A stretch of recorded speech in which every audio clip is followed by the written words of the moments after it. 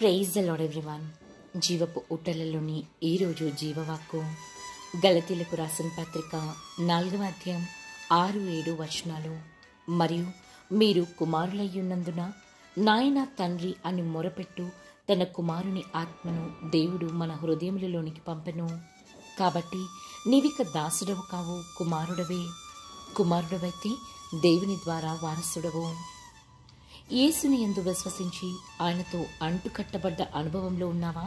అయితే నిన్ను తన సొత్తు కన్నబిడ్డ అంటున్నాడు ప్రభువు. అబ్బా తండ్రి అని పిలిస్తే పలికేంత సన్నిహితంగా ఉన్నాడు యేసయ్య.